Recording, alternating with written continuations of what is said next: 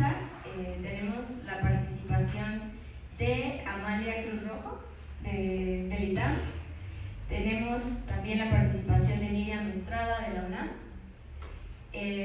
Selma Martínez, de La Salle, y a Claudia Aguilar, de la Escuela Libre de Derecho.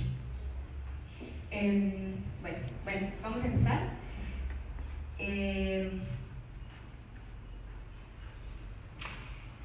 Empezamos con Selma.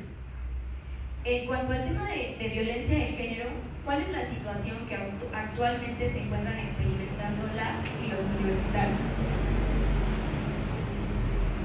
Hola, buenos días, yo soy Selma Martínez. Terminé la carrera hace unos meses y pues les platico que en la Universidad de La Salle nosotros hicimos una red que se llama Red Raíces, en la que estábamos integrando las 5 alumnas de los últimos semestres de la carrera, y fue una experiencia pues muy interesante porque en realidad en la universidad no había ninguna red feminista, no había ningún movimiento feminista ni nada que representara pues el movimiento feminista o la defensa de los derechos de las y los alumnos. Durante la carrera tuvimos varios intentos de crear un grupo estudiantil más institucionalizado para abordar las problemáticas de la violencia y abordar también los temas que como estudiantes de la carrera de Derecho nos preocupaban, que era integrar foros como es y como también foros internacionales y de diferentes tipos, pero nunca tuvimos un apoyo realmente institucional.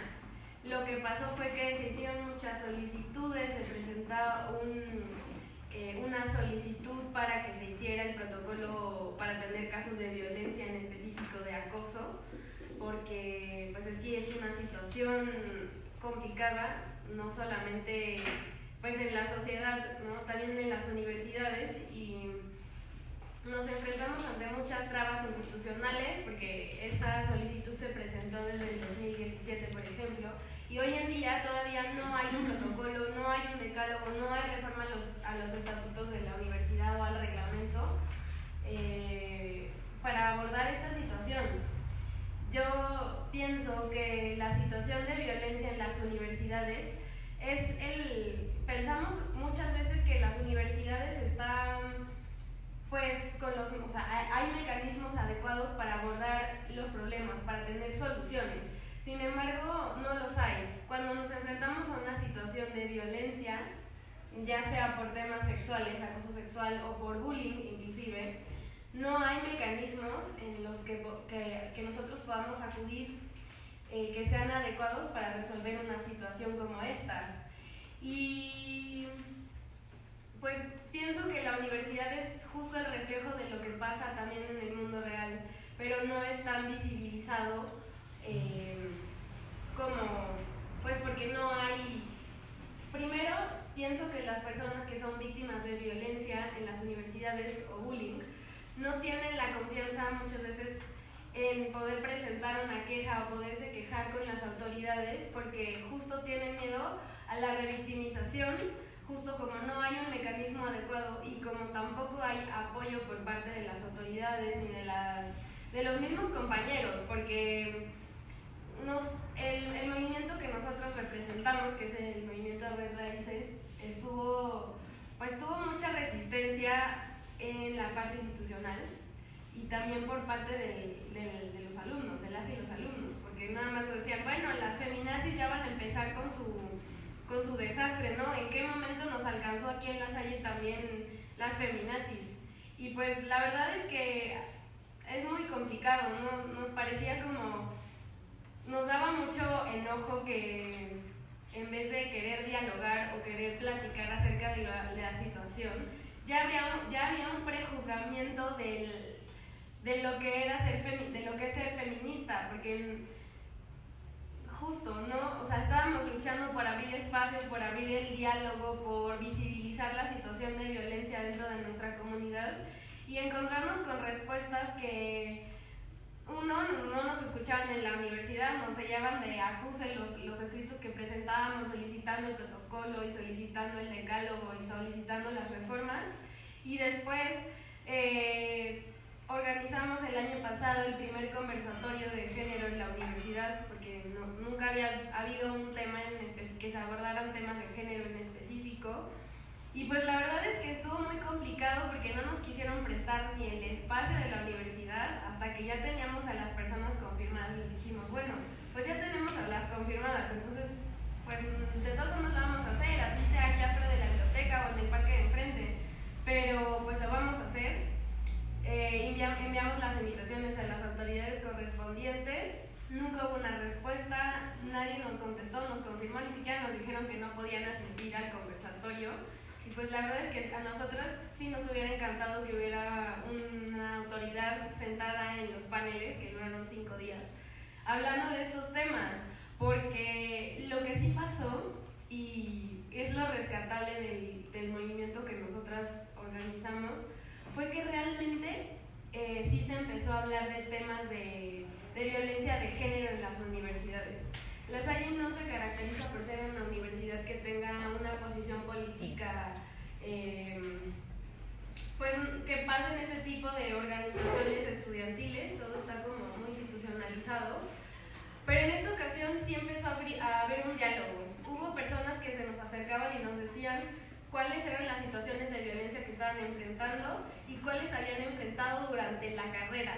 Empezaban a hacer sentido un poco los comentarios sexistas que se dan en la carrera. Por ejemplo, que los maestros nos obligaran a ir con vestido a los exámenes o cosas así, o insinuaciones también que empezaron a salir a la luz y entonces empezaron a requerir los mecanismos para atender los casos de violencia, y fue cuando las autoridades se dieron realmente cuenta que un protocolo sí se necesita y que sí se necesita un mecanismo adecuado para abordar los temas de violencia y de bullying y de discriminación dentro de la universidad, porque no nada más se trata del movimiento feminista porque está de moda, porque el discurso, porque las feminazis ya van a empezar, sino porque realmente sí es un mecanismo que se necesita.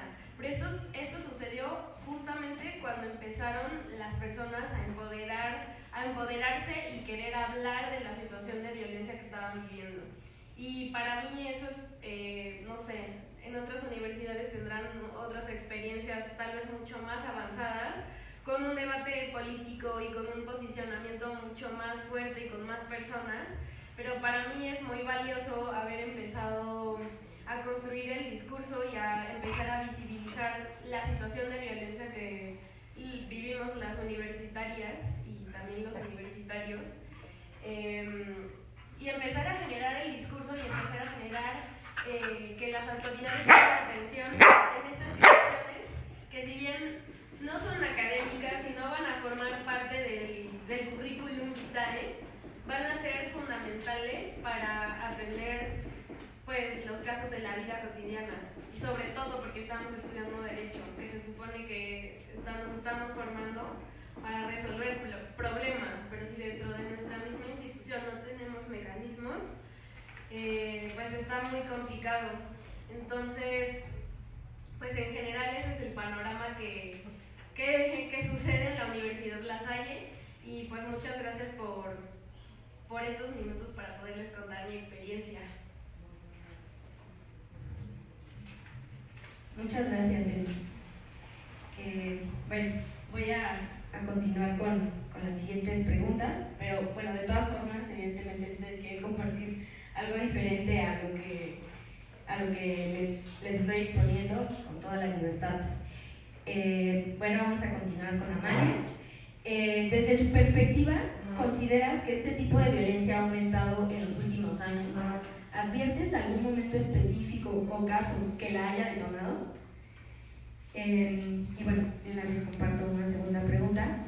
¿Cómo ha impactado esta violencia en cómo viven su experiencia como universitarias? ¿Ha cambiado alguna actitud, comportamiento, o simplemente sientes una percepción diferente antes de que se agudizara el problema?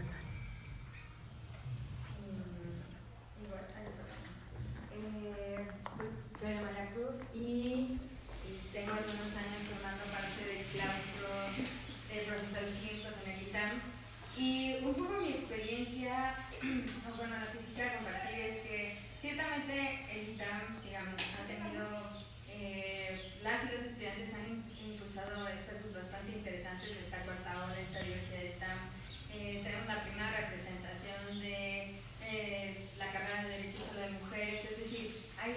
poco a poco, pero lo cierto es que la parte institucional todavía tenía una debilidad importante.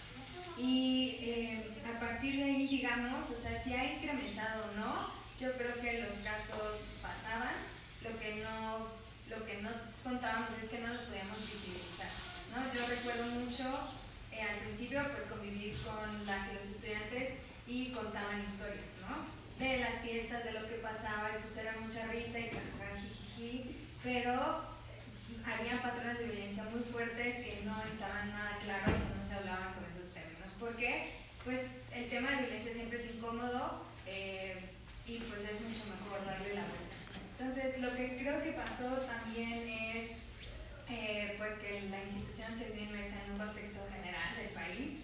De hecho, en el marco del Me Too o del último reportaje del Me Too, se presenta el reporte de una encuesta que lanzaron de acoso en mayo de 2018, que es el primer esfuerzo institucional que se amplió, digamos, a la plataforma institucional de evaluación de profesores, y fue algo interesante, ¿no? de ciertos hallazgos. Pero creo que lo primero también, y algo con lo que hemos apostado mucho, es decir, hemos sabido, y antes de que ahora tenemos un protocolo, pero antes del protocolo había casos de violencia en el noviazgo muy fuertes, que digamos la posición en ese momento de la institución era, si eran los dos estudiantes del ITAM tenemos aparentemente un conflicto de interés, pero bueno, no dejamos de atender a una de las mujeres, generalmente a las mujeres, y bueno, les dábamos cierto acompañamiento, pero hasta ahí, ¿no?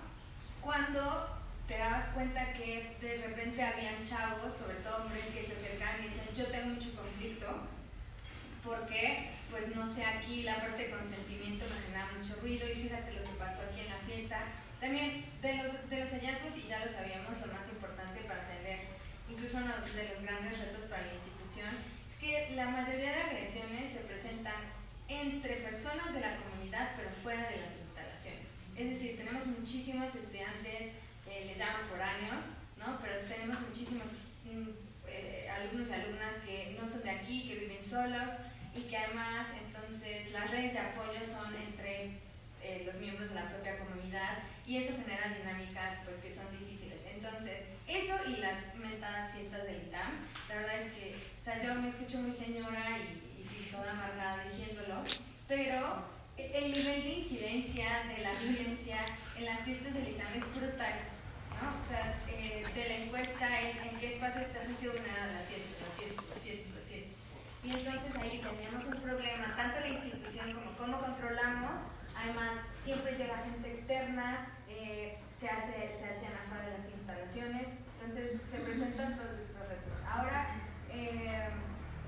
creo que también a la par hubo algo que discutir, y fue qué queremos y qué quiere la institución regular.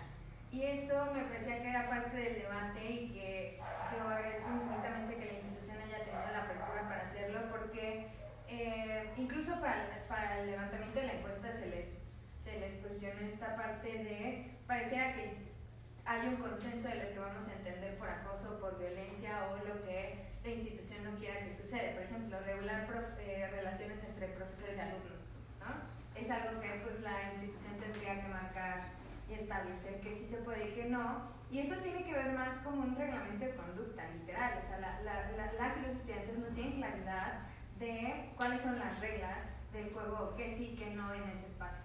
Y creo que es un primer paso de convivencia esencial, porque aquí pasa mucho eso, que no sabemos convivir y no nos sabemos comportar, por eso ya nos debemos extinguir. Pero mientras eso pase, pues tendríamos que estar apostando a esta regulación. Y de ahí es que hay todo un debate respecto a, pues sacamos un protocolo de acoso, un protocolo de violencia de género, o qué, ¿no? O es acoso laboral, o es acoso solo sexual, o nos vamos a quedar con acoso sin el calificativo de sexual, porque hay que ver qué es lo que le está afectando a las y los estudiantes. Y también, pues la otra parte que todo el mundo esperaba es que en el reporte de hallazgos o en la encuesta, que sigue habiendo un montón de resistencias, en los comentarios todavía están buscando un problema que no hay, o no me interesa, o por qué me están haciendo contestar como esto, ¿no? Se levantaron más o menos 1857 encuestas, es bastante representativo, digamos, pero sigue habiendo como que flojera o no me importa o contestan como se les da la gana. Pero también la verdad es que en la parte de comentarios había, incluso la chica que es actoria que hizo toda la mitología, lo que dijo es tuve que corregir todos los datos porque en la ventana abierta de comentarios había 1000 historias, es decir, sí se necesitan los espacios. Creo que es que en el streaming no se escucha. Ya. Sí se necesitan estos espacios o sí las y los estudiantes necesitan hablar de esto, ¿no? Porque también en la pregunta de por qué no hay un acercamiento, por qué no se denuncian, primero es difícil de probar, 2, no tengo confianza en que se cuide la confidencialidad y no sé dónde acudir, que era una parte institucional súper fuerte para nosotros. O sea, es como, ¿cómo no van a saber a dónde acudir? La falta de confianza, y hay muchos comentarios de no le interesa la institución, no le interesa la institución, o esto es totalmente ajeno, o mejor voy con la policía. O sea, a mí hasta me daba como entre ternura y risa que decían, no, pues mejor la policía, ¿no? Como si alguien fuera a confiar más en la policía, pues ahí sí estábamos nosotros fallando terriblemente. Entonces, pues un poco del contexto son estos esfuerzos, ¿no? Creo que también tomando, es como una lógica perversa, pero digamos que la mejor manera de incorporar como esta política en la institución fue hablar como de los mínimos de instituciones de excelencia. Y como recibimos financiamientos de universidades gringas, la verdad es que allá parte de la política contra el acoso es un mínimo de excelencia. Ni siquiera es como, porque pues sí, estás en la vanguardia. O sea, no, es un mínimo, ¿no? Entonces creo que también eso ha sido una forma pues mucho más políticamente más amena, pero que pues también ciertamente viene acompañada de un montón de activismo de las y los estudiantes, de mucho hartazgo, pero pues lo preocupante es que pues bueno, son pequeños esfuerzos, pero se está haciendo otra cosa, porque algo que no dije, y es este dato de convivencia, es que el principal agresor o agresora son los propios estudiantes, es decir, entre las y los estudiantes son entre quienes se están violentando. Sí hay casos del profesor y la profesora, pero son mínimos o digamos son los más visibles, pero sí hay una lógica violenta y el impacto de género es claro también. Las mujeres son las que se sienten menos seguras en los espacios de la universidad, pero digamos ahí también hasta qué punto va a entrar la universidad es complejo. Yo aplaudo muchísimo que el protocolo salió súper amplio, o sea, el protocolo es aplicable frente a hechos que ni siquiera pasen dentro de las instalaciones, pueden ser que no estén en las instalaciones, tomando justamente el contexto de la realidad de los foráneos. Y también abarca exalumnos, gente que vaya a acudir a algún evento, es decir, el alcance quedó bastante amplio porque justamente atiende a problemáticas que suceden y que han pasado, ¿no? Entonces creo que esta posición del ITAM de sacar el protocolo, ¿no? Rebotarlo y presentarse como pues ahora sí ya hay un procedimiento y vamos a tramitar las quejas, creo que hasta la fecha ha dado muy buen resultado y pues la muestra está en que se han ido acercando las y los estudiantes, hay procedimientos abiertos, ya hay sanciones que se han generado y pues esperamos que esto genere un incentivo para, digamos, erradicar la problemática que tenemos. Muchas gracias, María. Bueno, vamos a continuar con Claudia Aguilar, de la Escuela Libre de Derecho. Y bueno, nuevamente voy a leerle las preguntas. Desde su perspectiva, ¿considera que este tipo de violencia ha aumentado en los últimos años? ¿Advierte algún momento específico o caso que le haya detonado? ¿Y cómo ha impactado esta violencia en la forma en que vive su experiencia como universitarias o como maestras? ¿Han cambiado alguna actitud, comportamiento o simplemente siente una percepción diferente antes de que se agudizara el problema? Gracias. No puede negar que se nota mi edad y entonces ya corrigió y no soy universitaria. Efectivamente soy vocal de la Junta Directiva de la Escuela Libre de Derecho. Soy profesora desde hace 13 años Y bueno, pues creo que la Escuela Libre de Derecho tiene entre muchos vicios, pero a la vez sirven como caldo de cultivo para sacar cosas muy virtuosas. La razón por la cual me involucré y decidí participar en la junta directiva justamente fue porque yo resumiría en una frase el cómo vivo el caso o el tema de violencia de género en la institución desde que fui estudiante hasta ahora estando como docente. Creo que yo como estudiante crecí siendo parte de la generación donde nos educaron diciendo acepta las cosas que no puedes cambiar. Y mis alumnas son parte de la generación a la que pertenecen la gran mayoría de ustedes, que es cambia las cosas que no puedes aceptar. Y eso creo que tiene que ser lo que nos inspira. Y felicito al Círculo Feminista por organizar este conversatorio, porque además nos pone en contacto y nos obliga a comunicarnos desde las redes, desde las profesoras e incluso de las autoridades de las universidades a saber qué estamos haciendo. Digo que las cosas que a veces son criticables de la Libre, porque como es muy chica y tiene todas estas cosas muy anquilosadas, también sirven para avanzar en temas como estos, quizá a veces de una manera un poco más acelerada. En este momento que estaba escuchando a quienes me precedieron en el uso de la palabra, por ejemplo, este va a ser el 5º año que en la Escuela Libre de Derecho llevamos a cabo jornadas de género, que es un esfuerzo bastante, como han demostrado, cuesta trabajo. Primero echarlo a andar y luego lograr que se replique año con año. Entonces, logramos tener jornadas de género que pasaban de un día, 3 mesas, 5 mesas, 5 días, y logramos que para este ciclo escolar que acaba de iniciar, es decir, el ciclo escolar 2019-2020, porque la escuela es anual, está calendarizado. Y el hecho de que esté calendarizado es un cambio muy significativo, porque significa que hay asistencia obligatoria para todos los alumnos y alumnas. Lamentablemente la asistencia obligatoria es para el alumnado, porque digo lamentablemente porque a quienes tenemos que capacitar en estos temas es a los profesores. Muchas veces a las profesoras también, pero en la Escuela Libre de Derecho de una plantilla de profesor o de personal docente de aproximadamente 220 profesores, solamente somos 23 profesores.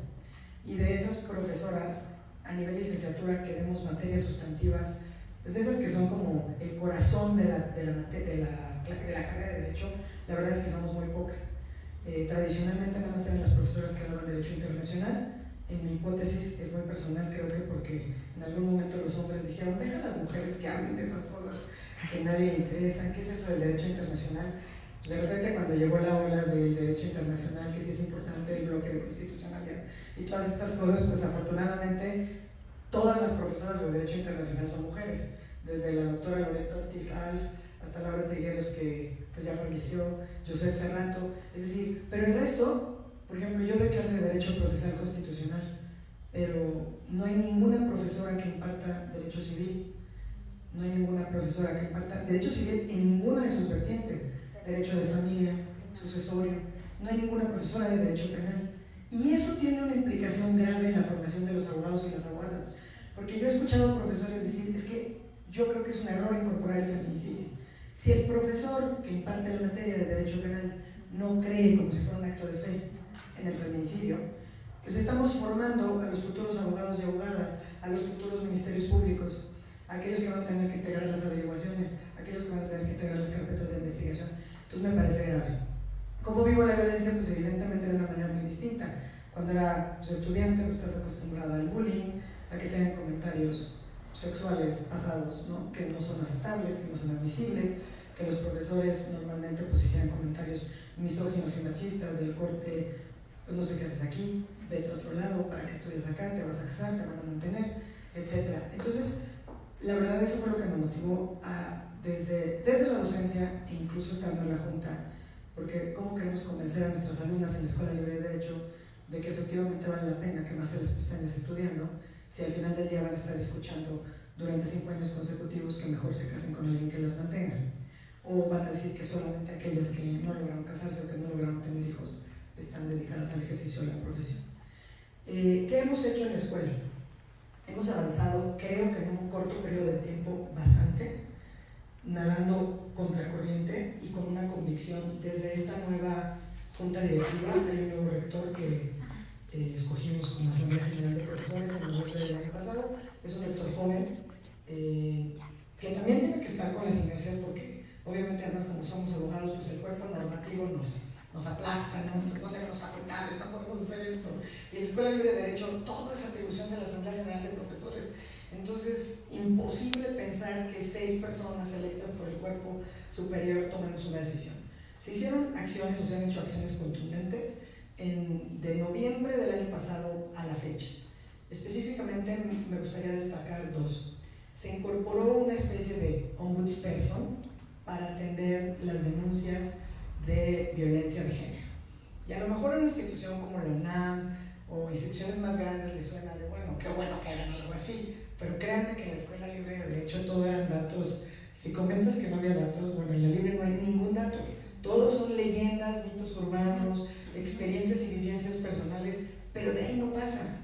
No hay una estadística. De hecho, me parece muy revelador esto, y por eso creo que este conversatorio genera muchos beneficios como redes, porque esto es un gran ejercicio que se puede incorporar simple y sencillamente en la evaluación magisterial, ¿no?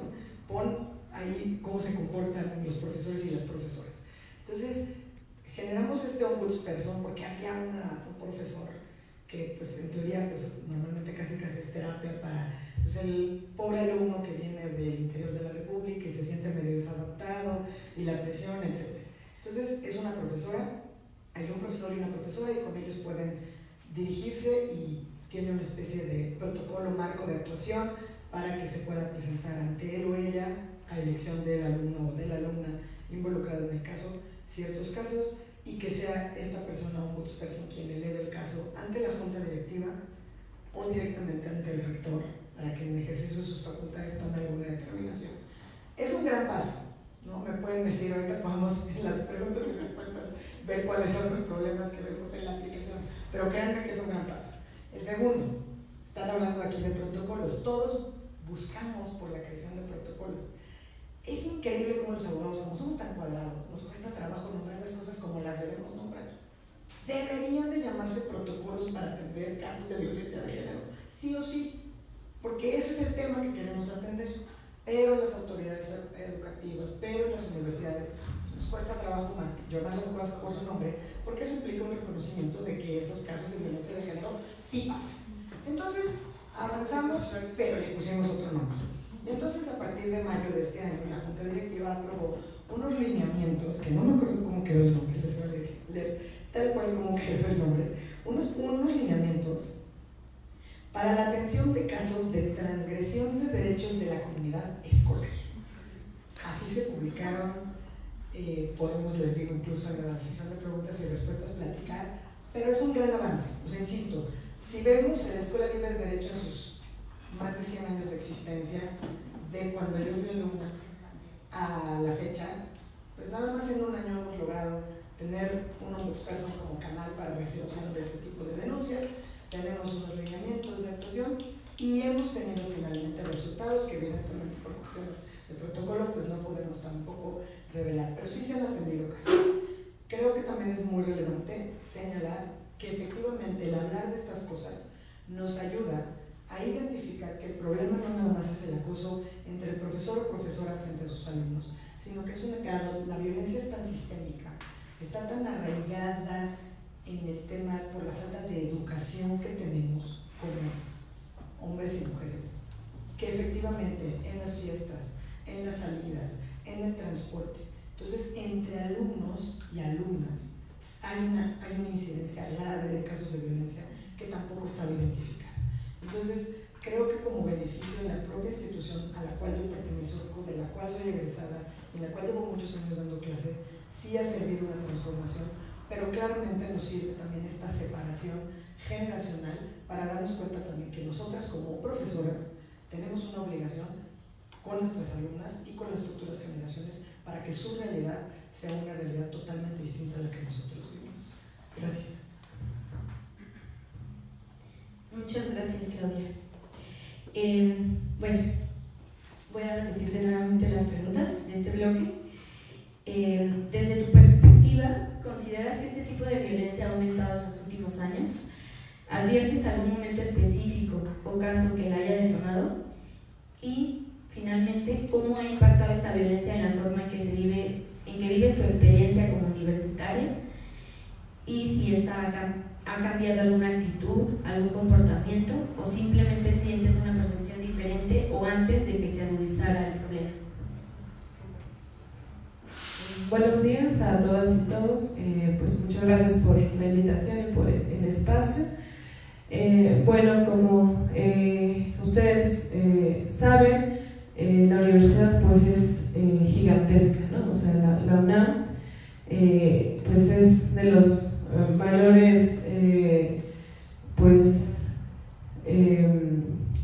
espacios, ¿no?, que nos puede brindar la oportunidad de estudiar. Es una universidad pública y eso también genera diferentes complicaciones, ¿no?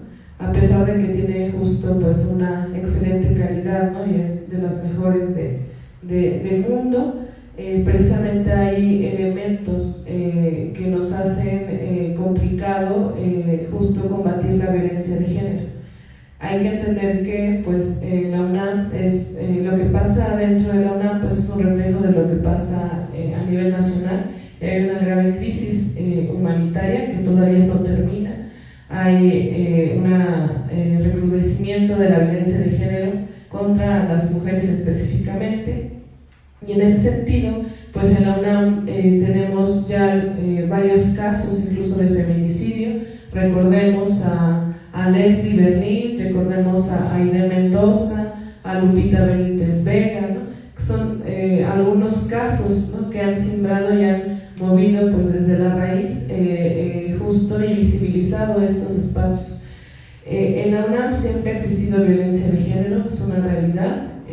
Sin embargo, desde 2016 es que justo las autoridades universitarias empiezan a indagar en el tema y empiezan a tomar medidas un poco más concretas.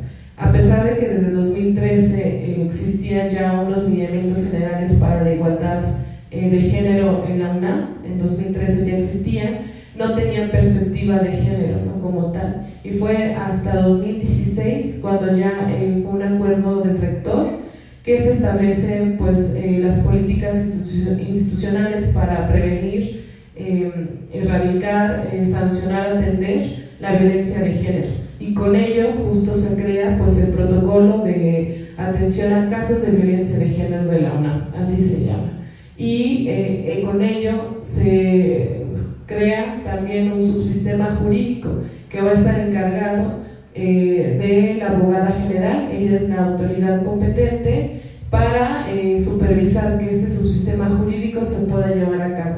¿Y esto qué implica? Pues que se van a generar diferentes medidas como pues, la integración, ¿no?, de oficinas jurídicas en cada escuela, entidad, institución, pues que se dediquen y que tengan la capacidad técnica y humana para atender y dar seguimiento, acompañamiento a los casos de violencia de género. En este sentido, pues esos esfuerzos institucionales lo que hicieron fue justo visibilizar y que aumentaran los datos estadísticos. Tan solo en 13 años tenemos el registro, igual la UNAM tiene ya algunos informes sobre este tema, en el que en 13 años solo había 300 denuncias por violencia de género, pero a partir del protocolo en 3 años ya había más de 900 denuncias, ¿no? Entonces, esto implica que antes no es que no había violencia de género, es que ya hay herramientas y ya hay mecanismos para que las compañeras puedan denunciar, ¿no? Y también no son datos que se van al vacío.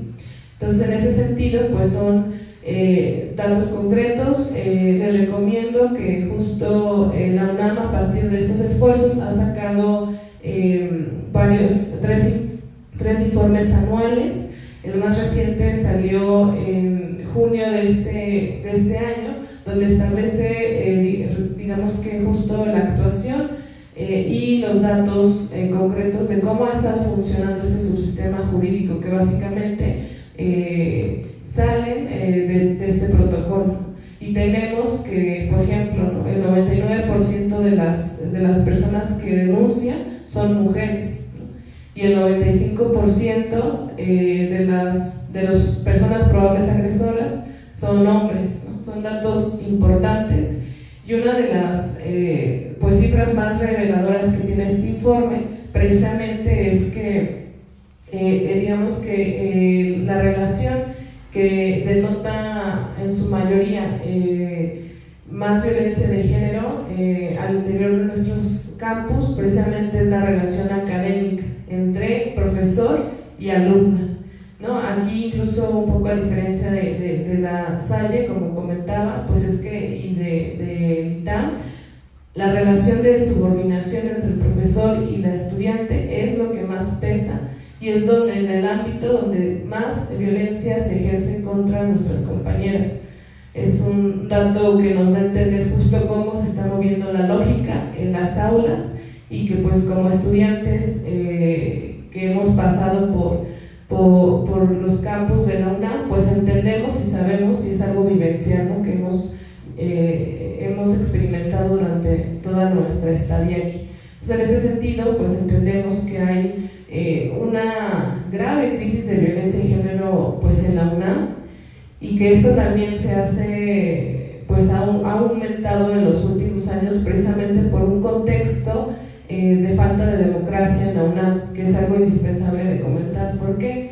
Pues no sé si saben, pero justo tan solo para designar al rector, pues no interviene nadie más que una junta de gobierno, ¿no?, de 15 personas que incluso unas no son egresadas de la UNAM, ¿no? Entonces, justo si desde arriba no podemos incidir y participar como estudiantes, como académicas, como trabajadores, pues obviamente no podemos analizar qué planes institucionales tienen, por ejemplo, los próximos candidatos a la rectoría, ¿no? Qué plan y qué temas y qué acciones van a implementar en materia de género.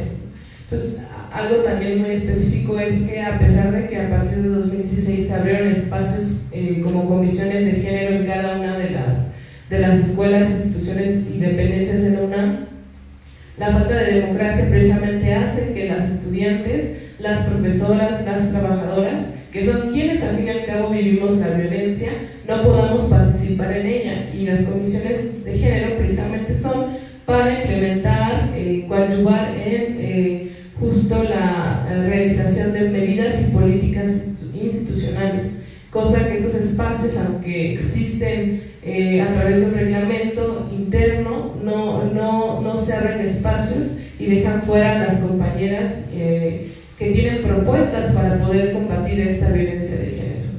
Algo también importante es pues la estructura que la UNAM, que sí hay que decirla, que sí tiene inmerso cierto dejo de corrupción e impunidad.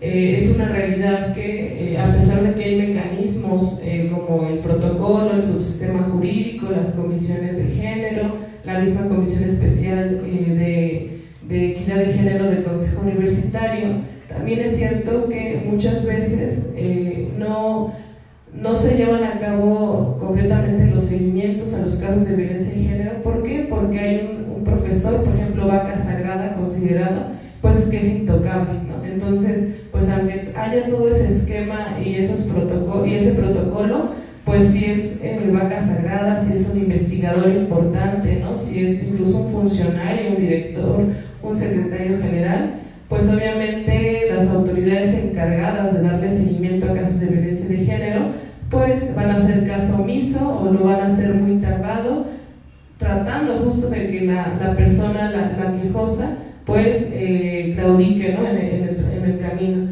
Entonces, todas esas circunstancias y esos elementos que son estructurales, pues obviamente tienen incidencia en cómo la UNAM está combatiendo la violencia de género. No digo que no haya avances, claro que los hay, pero justo estos elementos estructurales pues son obstáculos, imposibilitan en muchos casos pues que precisamente se visibilicen estos temas y que pues en caso de que proceda algún acto de violencia de género, pues que se llegue a alguna sanción concreta, ¿no? Otro dato es que a pesar de este halo de violencia, tenemos en lo que va del año 436 quejas que ya se interpusieron en este subsistema jurídico y en promedio la UNAM más de la mitad sí se llega a una sanción, ¿no? Obviamente muchas veces no es justa, no es proporcional, ¿no? De acuerdo a los principios pues, de los estándares internacionales en materia de género y de derechos humanos, pero pues depende mucho de lo que hagamos como movimiento estudiantil para que estas sanciones pues sean proporcionales, para que sean justas y sobre todo pues para empezar a erradicar la violencia de género en nuestras aulas. Gracias. Muchísimas gracias, Miriam. Bueno, vamos a darle movimiento a nuestro segundo bloque de esta mesa, y en este bloque tenemos pensado hablar acerca de la forma en cómo se han organizado las mujeres en las universidades para exigir acciones a las autoridades universitarias. De alguna manera ya no lo compartieron, pero también podrían hablarnos, por ejemplo, de cuáles han sido los obstáculos al interior y al exterior para llevar a cabo estas exigencias, y también si nos pueden mencionar algunos casos de éxito que se hayan materializado, ya sea por las exigencias internas o por la defensa y acompañamiento de algún caso. Muchas gracias. Muchas gracias. Bueno, ya les conté un poquito de cómo ha sido la experiencia en La Salle. Yo creo que el mayor caso de éxito, voy a empezar por ahí, es que justo pudimos lograr una organización, que nos organizamos para hacer diferentes cosas como fue el conversatorio. También tratamos de hacer una encuesta para justo hacer el análisis de datos de cómo está sucediendo el tema de violencia de género en la universidad. Y también nos pasó la misma experiencia, que poníamos preguntas con opciones y al final en los comentarios era donde venían más a contar el caso específico de lo que estaba sucediendo. Y bueno, estas denuncias fueron anónimas, y creo que lo más importante de esto es que estos casos empezaron a tener exigencia con las autoridades de la escuela.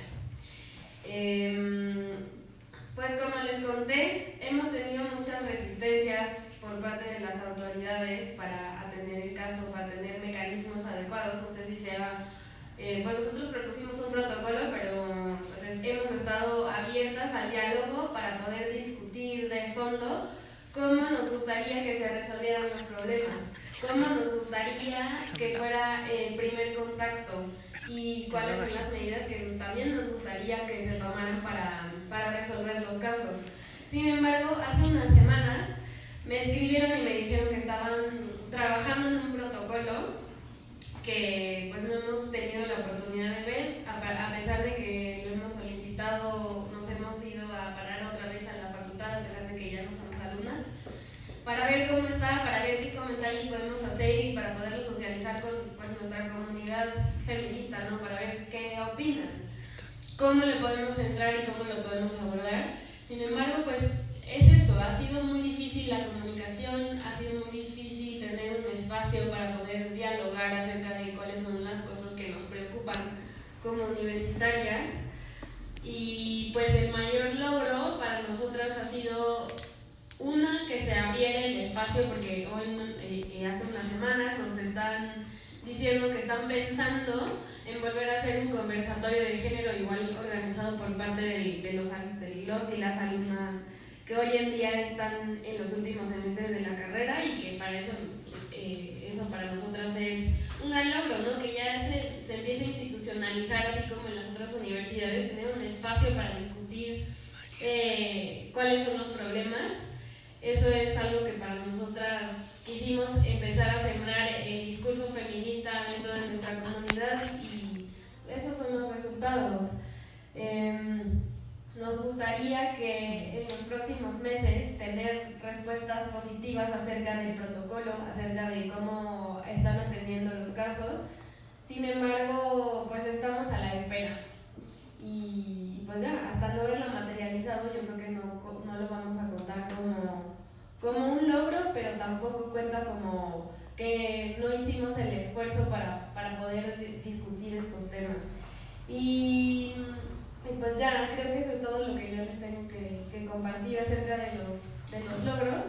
Y bueno, los retos siguen siendo los mismos, ¿no? Seguir hablando del tema de violencia de género, seguir generando mecanismos, seguir, pues que en realidad la perspectiva de género sí sea transversalizada en los programas universitarios, porque como dicen las otras integrantes de la mesa, ¿no? Los profesores de Derecho Civil son hombres, los profesores de materias que son, pues sí, las civiles, las penales, son hombres, entonces falta muchísima perspectiva de género también dentro de los programas educativos, dentro de los planes de estudios, dentro de los docentes, de los y las docentes que integran la carrera, porque en realidad el problema de la violencia de género es estructural.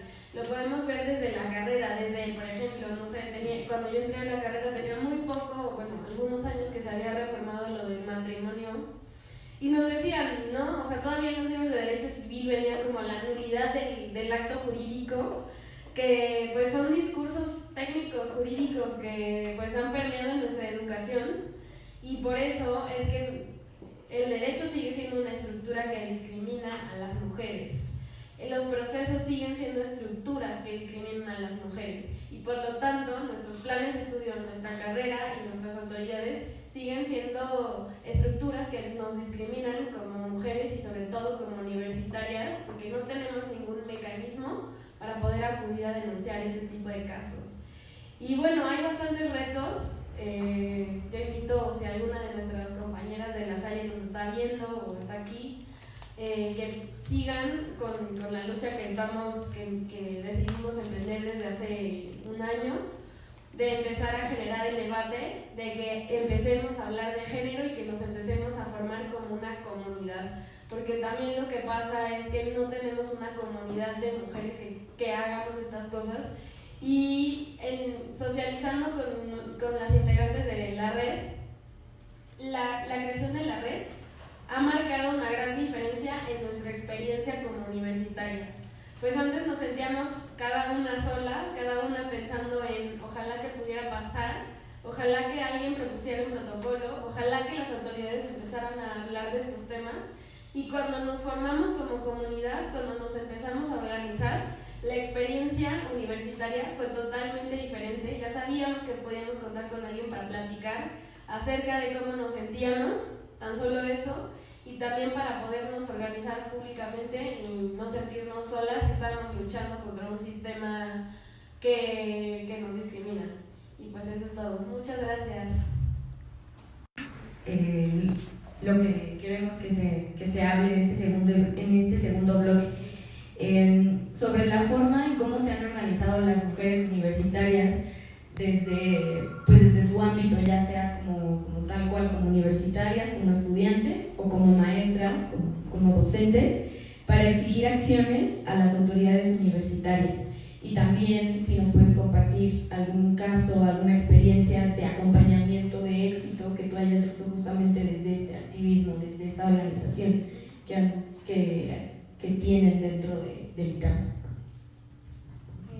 Pues ahí, digamos, primero los esfuerzos, digamos, sí tienen mucho que ver con estos espacios de cuarta ola. El levantamiento de la encuesta se dio en el contexto de la campaña de He for She. Diversidad ITAM también ha estado presente en algunos esfuerzos, es decir, digamos, son asociaciones impulsadas por alumnos y alumnas. De la difusión de los casos, el protocolo del ITAM tiene una particularidad, y es que a fin de resguardar la identidad, incluso la persona que está acusada no sabe quién lo acusa. Esto es un tema, digamos, yo ahí con mi lógica procesal y cuadrada decía así como, híjole, no, yo lo veo muy complicado, si tiene que conocer quién es para poder defenderse y bla bla bla, me generaba mucho conflicto.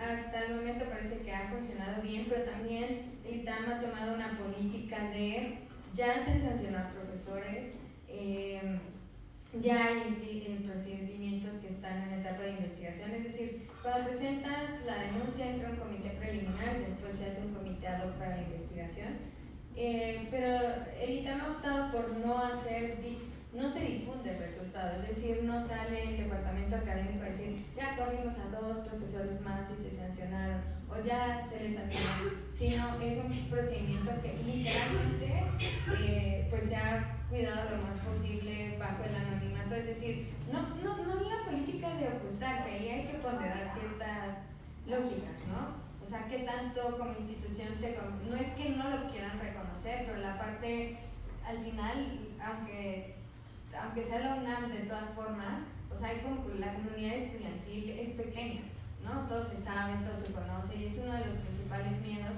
Entonces, pues las acciones que se han tomado es justamente, además considerando que las consecuencias del protocolo no van más allá de la institución, es que se queden en la institución, no hay difusión de resultados más que para la persona peticionaria y esta parte de que la persona que es acusada no conoce quién la acusa, ¿no? Obviamente por los datos o los hechos o demás, pues claramente hay probabilidad de que se identifique, pero no se le dice tal cual. Y pues se busca que las personas que integran el comité, digamos, no tengan conflictos de intereses y demás. O sea, yo creo que aquí, digamos, yo a veces tanto que me quejo de la institución y ahora parece ser que no está nada mal,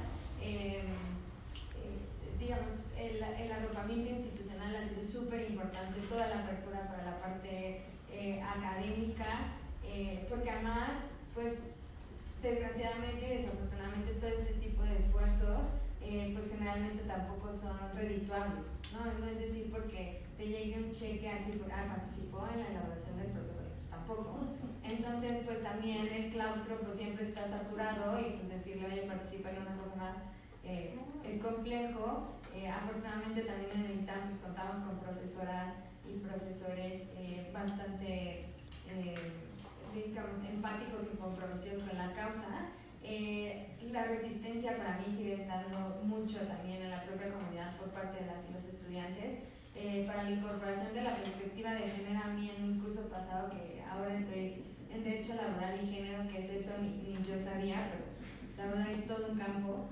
De los comentarios era como de, vemos perspectiva de género porque es su capricho. Ya vimos perspectiva de género y les pides hacer un análisis y, o sea, ¿dónde está el género? O sea, parece sentencia judicial que nada más se enuncia en convención Belendo para.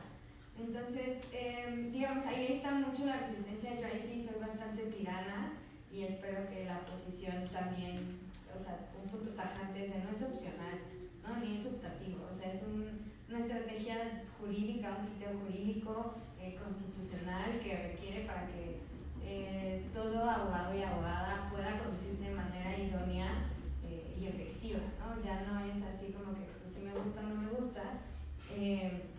Y pues esta parte de lo incómodo, o sea, que creo que ellos tienen que apostar por ser una generación distinta a nosotros porque tienen mucha más información. O sea, yo de verdad, mi generación fue totalmente distinta, no teníamos absoluto, o sea, nuestro internet utilizaba la línea de teléfono, pues hace toda una diferencia.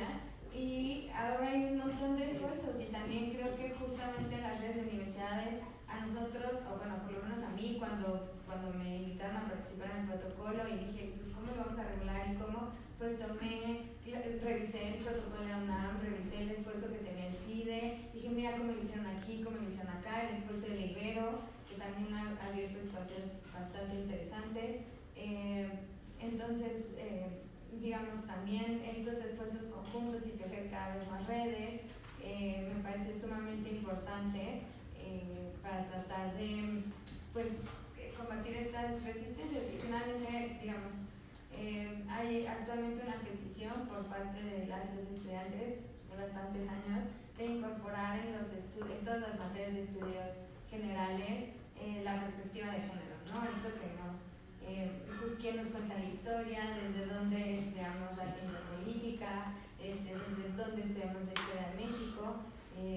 Creo que eso pues urge cambiarlo, urge que la educación y sobre todo la educación jurídica sea totalmente distinta. Creo que hay cada vez más espacios, digamos, cuando yo estudié pues tuve el privilegio de estudiar en una universidad que apostaba por esto, pero era así como una o dos materias, ¿no? Lo mismo de civil, lo mismo de derecho penal. Y ahora, de alguna u otra manera, hay ciertos cambios y pues yo me quedaría con eso. Muchas gracias. Les doy la palabra a Claudia Aguilar. Gracias. Bueno, las preguntas en el torno de cómo se han organizado las mujeres en la Escuela Libre de Derecho, creo que ahí sí tiene que ver como universitarias más que como profesoras, porque la verdad es que hay un esfuerzo que ese sí inicié yo personalmente de por lo menos buscar quiénes somos las profesoras, y lo hice en un principio solamente como encaminado a que iba a haber un cambio en la rectoría de la escuela, y ahora sí que reunir, organizar desayunos, en esos desayunos sentar a los 3 candidatos, porque en ese momento eran 3 candidatos a rector, y que pues nos concedieran su tiempo para atender nuestras interrogantes como profesoras. Y los 3 acudieron a ese llamado, y tengo que reconocer que los 3 yo lo organicé, yo los convoqué, fuimos a desayunar a donde cada uno le pareció más cómodo, y básicamente yo hacía 3 o 4 preguntas respecto a ver si iba a haber algún tipo de compromiso en el caso del tema de género. Como yo doy clases en 4º año de la licenciatura, que sería como 7º y 8º semestre en otras escuelas, a mí siempre me ha llamado la atención que de los 3 años que llevo dando clases, lo primero que hago es ver cuántas alumnas tengo en lista. Nunca he tenido más del 20%. Me llama la atención negativamente, y no tengo, porque no tenemos ninguna encuesta, ningún análisis, que eso es una de estas partes que acabamos de también tomar como proyecto, de cuál es el motivo que da esta baja en las alumnas. Cuando yo estaba en primer año de la carrera, aunque no había una cuota establecida, sí, la única profesora mujer que tuve nos dijo a todas que efectivamente estaba topado el ingreso de mujeres a la Escuela Libre de Derecho. Corría el año del 94, que para mí no es tanto tiempo, pero pues ya hace varios años, y esa profesora nos dijo que efectivamente había una proporción de 70% varones versus 30% de mujeres, y que la razón, aunque no había ninguna regla escrita y no era formal, la justificaban, y ella misma la replicaba y nos decía que era válida, en el sentido de porque la Escuela Libre de Derecho tiene muy pocos egresados, y le interesa tener abogados en el foro, no le interesa tener títulos guardados en la sala de una casa, o en un estudio, o guardados en la casa de la abuelita. Ese es el mensaje que nos daban a las alumnas de primer año, donde pues ya éramos 70-30 en proporción, pues imagínense cómo llegamos a 5º año. Entonces, a mí me sigue pareciendo muy grave que tenga yo un 20% de alumnas, si bien en el ingreso sí hay un 50-50, a veces incluso llega a haber un 51% mujeres, 49% hombres. Es decir, tenemos un tema en la permanencia. O sea, ya no está el problema en el ingreso, sino en la permanencia.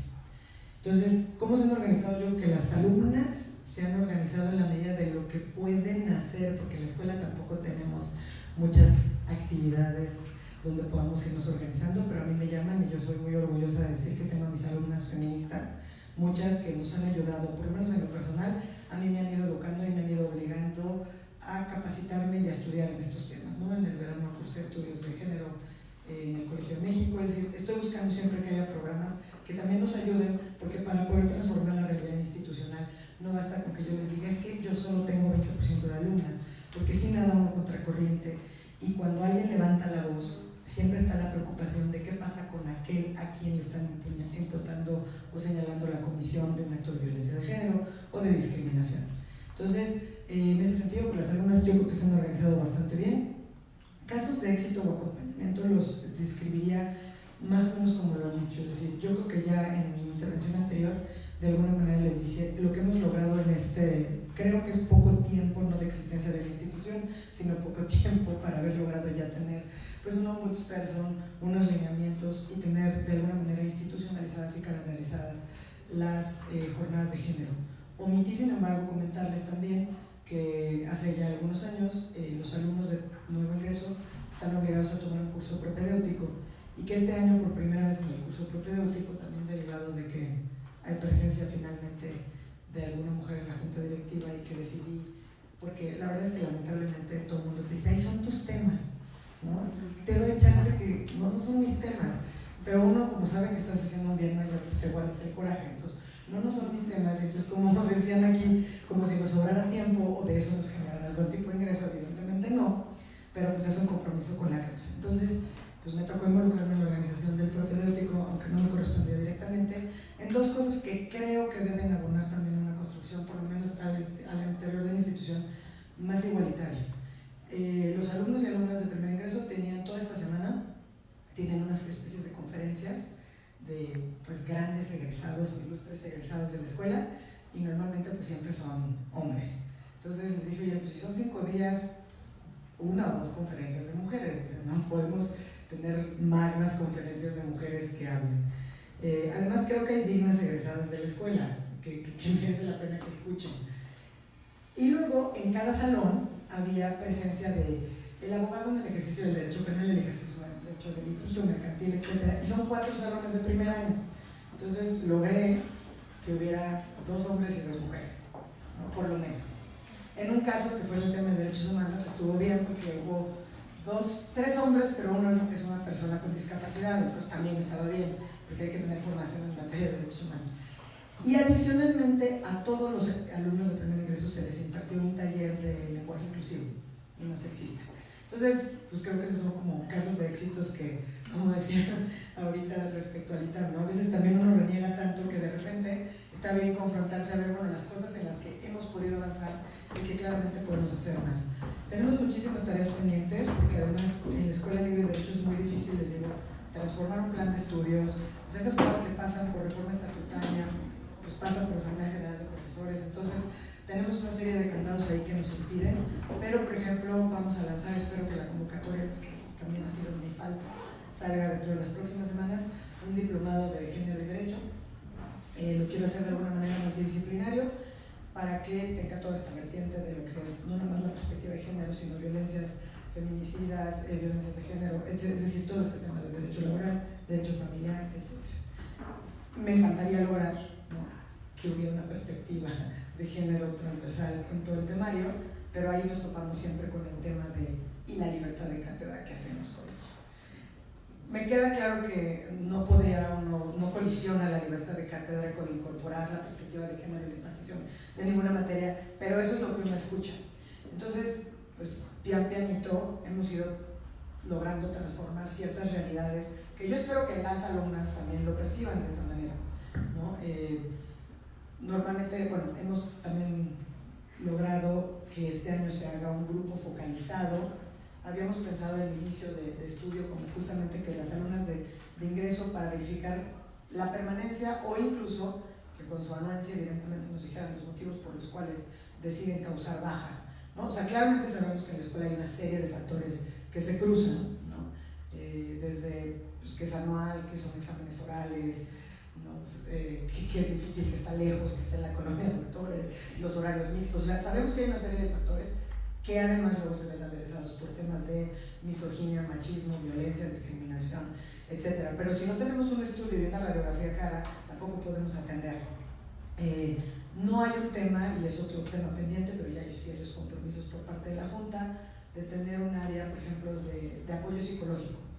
Y aquí no nomás tiene que ver con el género, es apoyo psicológico para los estudiantes que vienen de fuera y de repente se topan con vivir esta mega ciudad, donde además, como nuestro calendario es anual, pues están estudiando, de repente están de fiesta hasta diciembre, enero, marzo, pero luego de mayo a julio los pobres y no tienen ni tiempo para respirar. Entonces sí es importante también tener este tipo de acompañamiento. Entonces se ha logrado hacer eso y yo creo que esos han sido cuestiones positivas. En el caso de los resultados de aplicación, por ejemplo, del protocolo, aunque no estaba totalmente aprobado, al igual que en el ITAM y que creo que todas las instituciones, siempre se vela por no el anonimato necesariamente, o sea, sí es anonimato respecto a quien presenta la denuncia frente al acusado, pero también, pues tampoco se trata de, hay otras vías, ¿no? O sea, si al final del día es un delito y quieren presentar una denuncia formalmente ante la Fiscalía, pues siempre están esos canales abiertos y todavía me falta aterrizar cómo acompaña a la escuela en estos casos, pero al final del día que se tomen, sí ha habido profesores cesados, ¿no? Que de la misma manera tampoco llega uno y saca un desplegado diciendo ya lo cesamos por tal o cual hecho, pero sí ha habido, y como dicen, pues todas las comunidades son encerradas, hay comunicación. Entonces creo que eso también ha sido algo positivo y que seguramente servirá para ir transformando la sociedad. Y el compromiso, por lo menos desde la perspectiva mía y de mi participación en la Junta y con el compromiso, entiendo, del rector, es ir abonando en generar estas campañas para ir transformando a partir de la educación, lograr erradicar la violencia de género, por lo menos al interior de nuestra institución, y que si lo hacemos al interior de todas las instituciones, pues logremos transformar eventualmente la realidad nacional. Gracias. Muchísimas gracias. Y finalmente, les cedo la palabra a Miriam, por favor. Desde mi experiencia, yo formo parte de una organización que se llama Central de Estudiantes Universitarios. Ya vamos a cumplir 3 años que hemos trabajado y tenemos presencia en varias escuelas de la UNAM, en la FES Cotitlán, en la Prepa 4, en políticas, en ciencias políticas, en filosofía y letras, en derecho. Y justo pues nos dimos cuenta, ¿no?, que la violencia de género pues se expresa de diferente forma, también de acuerdo pues a las circunstancias concretas de cada entidad, de cada facultad, de cada escuela.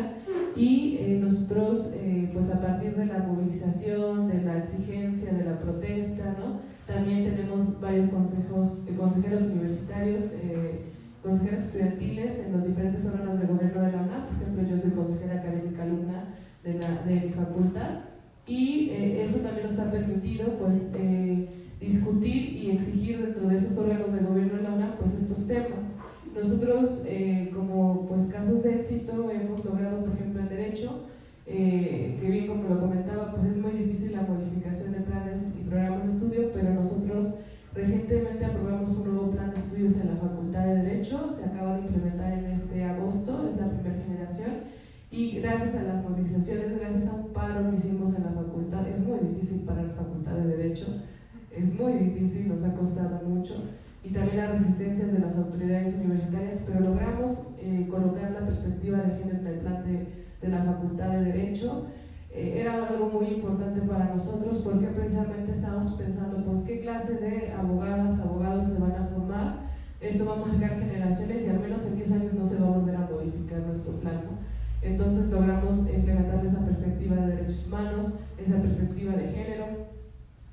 No quedó como me hubiese gustado porque hay muchos obstáculos, como bien señala, institucionales, ¿no?, que incluso pues nuestros directivos no saben qué es perspectiva de género para empezar, pero a partir de la consulta con especialistas, con abogadas, con ONGs, con investigadoras, se logró plasmar en el plan de estudios en cada una de las materias esa perspectiva transversal, ¿no?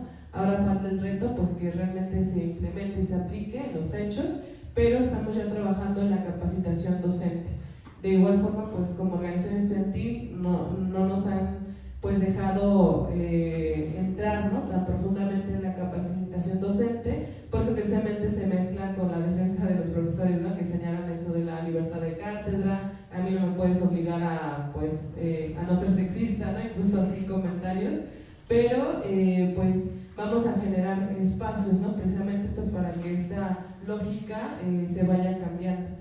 Eso fue pues en la Facultad de Derecho. Por ejemplo, en la Prepa 4, en la FES Cotitlán, la FES Cotitlán está en el Estado de México, en el municipio de Cotitlán. La violencia en la zona es terrible, o sea, es muchísimo más terrible que en la Ciudad de México, y ahí teníamos un problema de cómo se trasladaban las y los estudiantes de Metro Politécnico, de Metro Rosario, de suburbano Cotitlán a la FES. Son 2 campus.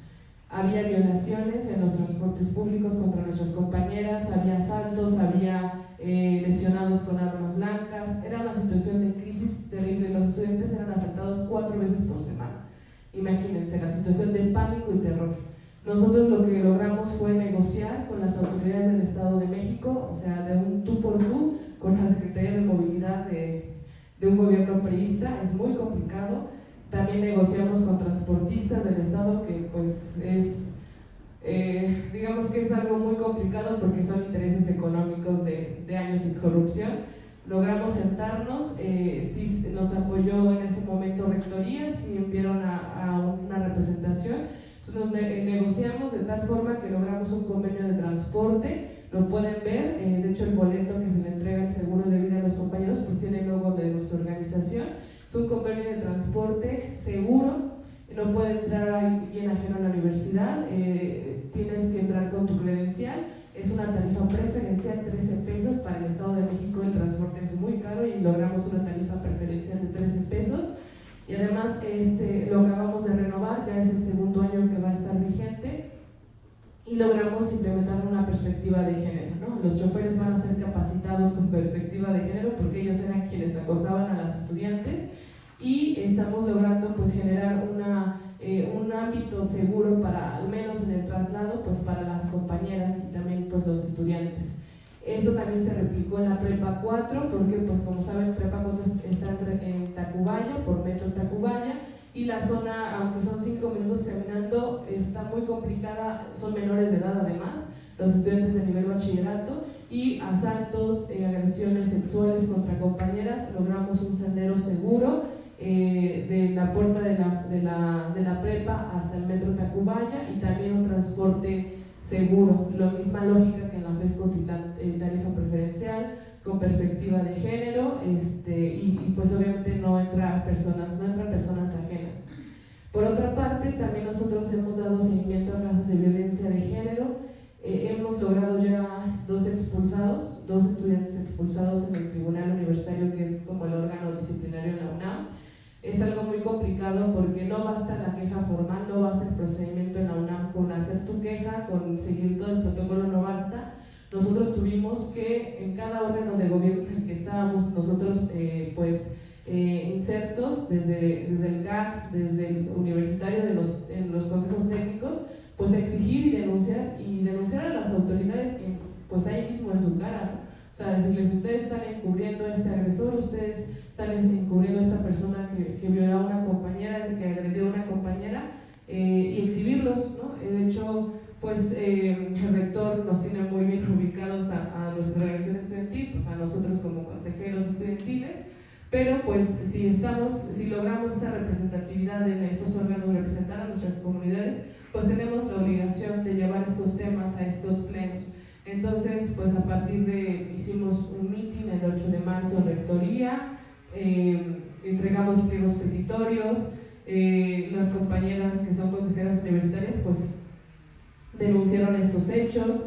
Hemos ido a la UNAR, que es la unidad de atención y seguimiento a casos de violencia de género, pues a exigir también pues simplemente que cumplan con sus obligaciones, luego exigimos algo más.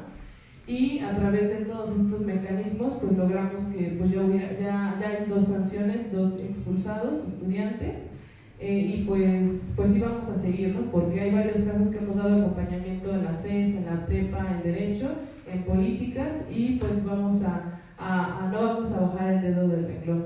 También otro elemento importante, por ejemplo, es los foros, los talleres. Hemos tratado de abrir espacios de discusión, como por ejemplo, este es un claro ejemplo que nos gustaría también replicar en otras escuelas. Hemos dado talleres, sobre todo para que las y los compañeros, como bien comentaban, pues entiendan incluso qué es la violencia de género, porque muchas veces no se entiende o cuáles son los tipos y las modalidades de violencia, ¿no? Cómo identificas que realmente lo que estás viviendo con tu profesor pues es violencia, ¿no? O ese comentario sexista, o ese comentario pues está vulnerando, ¿no? tu dignidad, está vulnerando tus derechos humanos. Entonces hemos tratado de abrir diferentes espacios, tanto en la prepa, tanto en la FES, en derecho también. Hay mucha resistencia, sobre todo de compañeros y profesores, pero pues vamos a seguir impulsando pues estos esfuerzos. No es nada sencillo, no es nada fácil, pero pues nosotros creemos que a través de la única forma para que las instituciones, y para que en concreto en nuestro caso la UNAM pueda cambiar esta violencia, pueda erradicarla, es organizándose de forma permanente, de forma constante, teniendo también representatividad para lograr estar en los órganos de gobierno en donde se toman las decisiones. Y a través de esta organización permanente es que nosotros al menos hemos logrado estos elementos, que pues no son suficientes definitivamente, pero creemos que por algo se empieza y pues vamos a seguir insistiendo en ello. Y pues agradezco también pues todas las experiencias que nos compartieron las compañeras, que eso enriquece y nos da también una luz, ¿no? De que no solo pues en nuestra institución se están haciendo esfuerzos, sino que hay muchos casos de éxito y que pues nos sirven para seguir adelante. Gracias.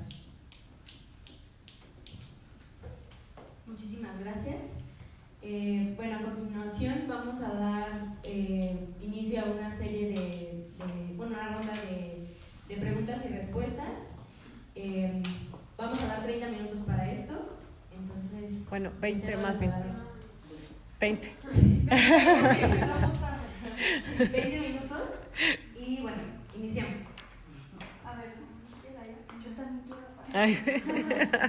Allá, ahorita acá y acá. Bueno, ¿sí se oye? Sí, sí. A ver, creo que se lo prendía. Bueno, ok, sí. Pues muchas gracias a las 4 compañeras por compartir sus experiencias. Yo soy de la UNAM, yo soy del posgrado de filosofía y trabajo temas de violencia y filosofía, particularmente violencia en víctimas de violencia sexual. Y también he trabajado en instituciones privadas educativas en TEC-CCM con estudiantes de preparatoria para erradicar cultura de la violación. Entonces todo esto me enriquece a mí muchísimo. Y bueno, yo tengo como 3 preguntas, voy a ser muy puntual, pero algunas cosas ya las he mencionado. A mí me gustaría mucho saber, en el caso de las instituciones donde ya hay protocolos, qué tipo de sanciones se están llevando a cabo. Ya las han mencionado, pero es muy interesante saber si son sanciones de carácter administrativo para el caso de los profesores cuando cometen irregularidades, o si pueden llegar a ser sanciones legales, a lo mejor lo estoy diciendo mal, o sanciones educativas o preventivas, o sanciones laborales. Porque en el caso de casos que yo he conocido en la UNAM, de profesores contra alumnos o entre profesores, es complicado por las relaciones que hay entre los sindicatos también, que es algo que mencionaban con los casos de la enormidad de la UNAM y también de las diferentes estructuras que hay ahí dentro, como es el ESTUNAM o el APAUNAM, ¿no? Que en el caso de agresiones entre profesores o agresiones de profesores alumnas, si estos o de personal de la UNAM dentro de la UNAM hay esa complicación. Y por otra parte, una pregunta que me interesaba mucho es ¿qué medidas, en el caso de las instituciones que ya tienen protocolos, qué medidas para el cuidado de las víctimas y la protección de estas? Ya mencionaron algunas sobre la identidad, en el caso de que en algunos casos el acusado no sabe quién lo acusa, están tomando para evitar la revictimización. Particularmente yo estoy pensando en el fenómeno de la segunda violación, porque también tengo la experiencia de conocimientos de caso, en el caso de la UNAM,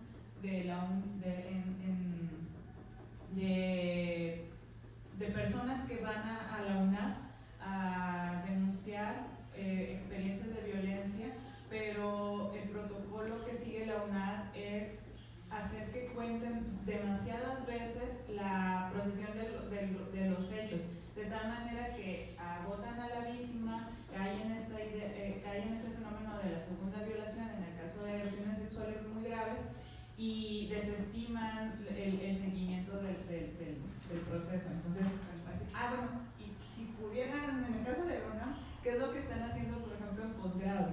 Porque en posgrado tenemos, sobre todo en filosofía, que es de donde yo puedo hablar, tenemos poca representación de mujeres en el estudiantado, pero ahora que surgió el fenómeno de Me Too académicos, particularmente Me Too académicos filosofía, en la UNAM, el tipo de denuncias de todos los espectros de violencia, desde la sexual hasta comentarios de discriminación o acoso laboral y escolar, era mucho en el aspecto también de lo académico, de alumnas que hemos sido agredidas no necesariamente en un aspecto físico, pero sí laboral o académico, donde se nos van quitando oportunidades de trabajo, y sucede mucho en posgrado. Entonces, en el caso de la UNAM, ¿qué se está tratando de hacer para que haya esta disminución de las violencias de género con alumnas de la unidad de posgrado?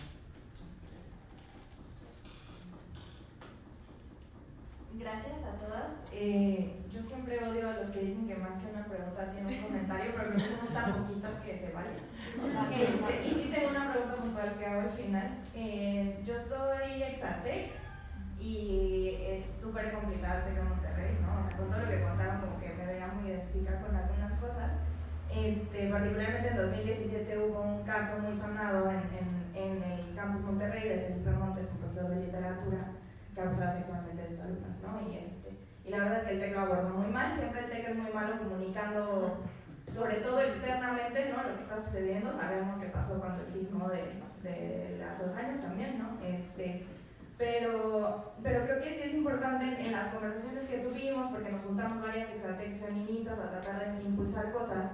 En las conversaciones que tuvimos con Inés Sáenz, que es la única mujer que forma parte de la oficina del rector del TEC de Monterrey, son 12 personas y ella es la única.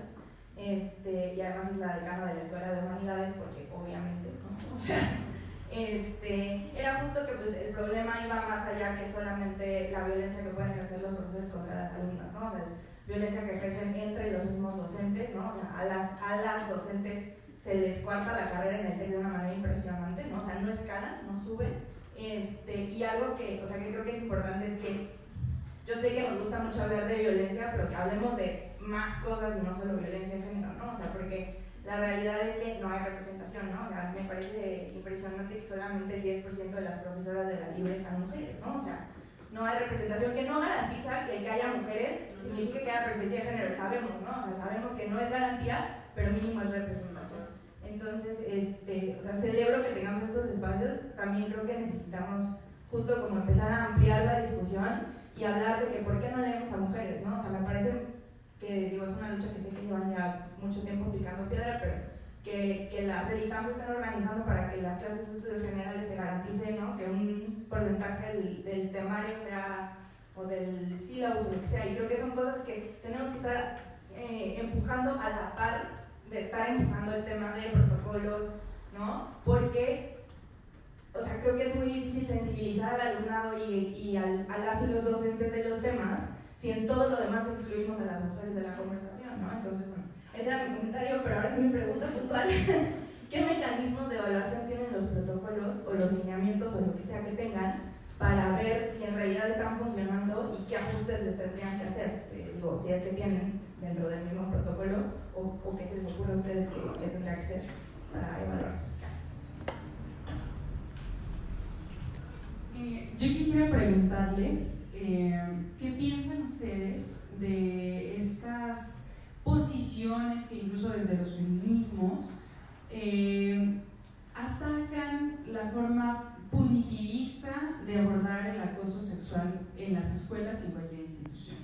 Es decir, estas corrientes que dicen que un hola o un piropo no necesariamente es acoso y que estamos exagerando, y entonces estamos emitiendo el subtexto de que las mujeres somos seres indefensos que no se pueden tocar ni con el pétalo de una rosa, porque bueno, entonces si te ofendes con un comentario justo es una ofendidita, y entonces el punitivismo no es la clave para abordar el acoso sexual. O sea, a mí me preocupa porque esta postura, yo le tengo cierto recelo por muchas razones, pero quisiera escuchar sus perspectivas. O sea, yo entiendo que es difícil juzgar o abordar estos casos porque, como mencionaban anteriormente, muchas veces no es fácil comprobar que ha ocurrido efectivamente un caso de acoso o de abuso sexual, pero quisiera saber qué piensan de estas posturas.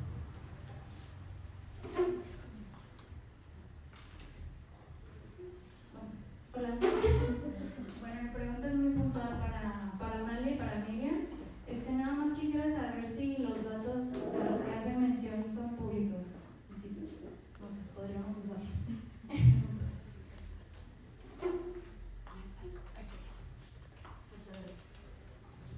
Hola, buen día a todos. Mi nombre es Rosalía, yo vengo de la LAM, del otro lado de la ciudad. Miren, yo estoy ahorita, terminé recientemente en julio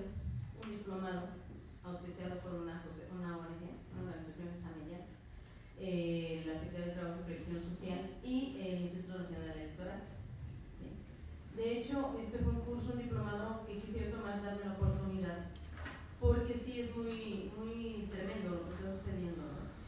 Y para que podamos, en un momento dado, cambiar la mentalidad, el famoso cambio, ¿no?, de mentalidad a la metanoia, en los hombres y en las mujeres, porque no podemos nada más señalar a los hombres, también las mujeres propiciamos que se dé violencia de género, porque entre nosotros mismas lo hacemos, ¿no?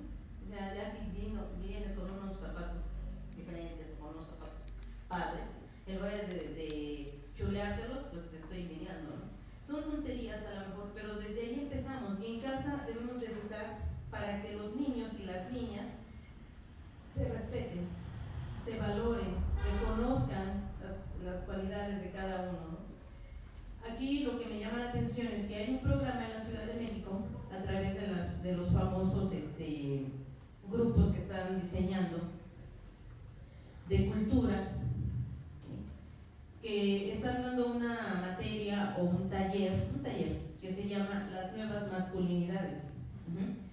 Esto me llama la atención mucho y pedí la oportunidad de ingresar para ver, para aprender, ¿no?, también de los hombres, ya que yo también me dedico a ver lo de mujeres y también trabajo con adultos mayores, con personas adultas mayores, y soy terapeuta. Entonces me concierne por muchas situaciones y en muchos aspectos, en muchos sentidos, el estarme empapando de estos temas, ¿sí? Además que es como que está de moda, ¿no?, estar hablando de esto, de la violencia de género, equidad, igualdad, pero también debería estar de moda que en las instituciones desde nivel kinder se puedan introducir esos programas de equidad de género y que a los papás, a las mamás, ya sean solteras o no, ya sean divorciadas, de una relación civil que tengan, se puedan implementar. Eso me llama mucho la atención porque es bien padre que se esté tomando en las universidades, porque también ahí se hace conciencia y también es la juventud la que tiene un poco más de bríos y de ganas de hacer cambios y de organizarse y de hacer marchas y de tener esa energía, ¿no?, para poderlo lograr. Pero a mí me parece que también podemos tomar en cuenta desde ahí, porque si no hablamos desde la casa, ¿sí?, de la situación, el machismo se va a seguir multiplicando y reproduciendo, y también nosotros como mujeres lo llegamos a reproducir dentro de casas. Entonces nos quejamos o nos manifestamos o nos ponemos a tomar o querer tomar acciones y querer resolver la situación que ya es global, ¿sí?, en nuestro país, pero no tenemos esa parte de las familias, de que ahí en el seno materno se debe de educar, no en la escuela. En la escuela se va a instruir, se va a adquirir conocimiento, pero nosotros también tenemos ese déficit. No hay una cultura. De la generación de mis hijos, yo veía con las mamás y muchas, no, tú chingatelo, y te pega, no te dejes de esa pinche chamaca, cosas así que no deberíamos de estar permitiendo. Sin embargo, desde ahí se está gestando un violador, ¿sí?, en potencia, o una persona, una mujer sumisa y abnegada, o una mujer que se revela pero sin causa, sin sentido, sin saber cómo salir de la situación, ¿sí?, o que llora nada más y ya con eso, pues eso, según se calman las aguas tantito, pero no se soluciona el problema, no se erradica. Eso es lo que a mí me llama la atención. Esos son las dos situaciones, lo de la casa y los temas estos de las nuevas masculinidades, si ustedes tienen conocimiento de ello. Gracias. Yo quiero, ¿puedo? Tenemos 7 minutos. 7 minutos, pero tiene que ser breve porque también tengo que leer las de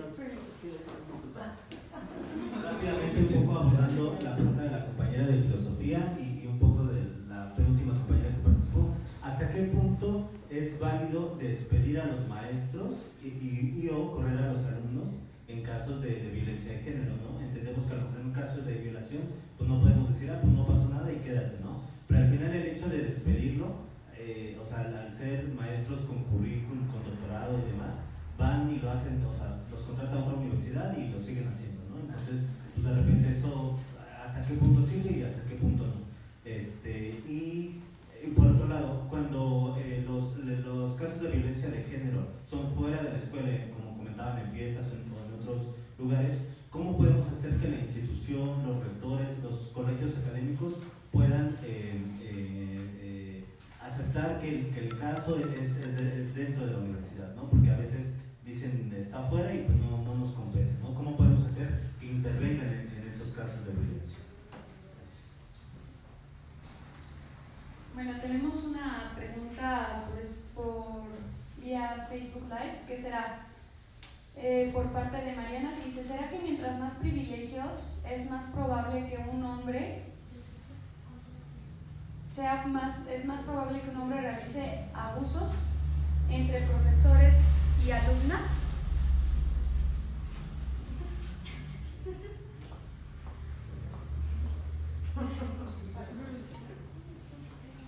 ¿No falta ninguna pregunta? ¿No? Pues más bien, ¿quién quisiera? Ajá. ¿Quién? Yo les puedo contestar algo muy sencillo, porque datos estadísticos y eso, como pudieron escuchar, es un lineamiento recién implementado, evidentemente no tenemos datos estadísticos, y en el caso de la Escuela Libre de Derecho hay otros factores que se cruzan. Por ejemplo, atendiendo todas las preguntas, los profesores de la Escuela Libre de Derecho no somos empleados, lo hacemos por el honor de dar clases, o sea, es la manera en que le pagamos a la escuela. Entonces nosotros, todos los profesores que a nosotros nos dieron clases y nosotros dando clases, no tenemos ninguna relación laboral con la escuela. No somos empleados de nadie, no ganamos ningún peso por dar la clase. Es solo el honor de transmitir los conocimientos a las futuras generaciones. Entonces eso genera una problemática adicional. Entiendo que tu planteamiento es, ¿qué pasa si en aras de cuidar el anonimato o proteger estas cuestiones, tomas una medida dentro de tu institución y de todas maneras esa persona pues, se puede ir a contratar en otro lado? Claramente pues es otro tema que seguir, que se cruza con las preguntas que ustedes pusieron de los protocolos. El tema de las denuncias penales pues excede, yo creo que en nuestro caso, a cualquiera de las instituciones. O sea, esto es un tema para atender y erradicar la violencia al interior de la institución. Si esto se traduce en la comisión de un delito y las personas quieren hacerlo ante las autoridades competentes, pues podrán hacerlo. Yo creo que ahí hay una segunda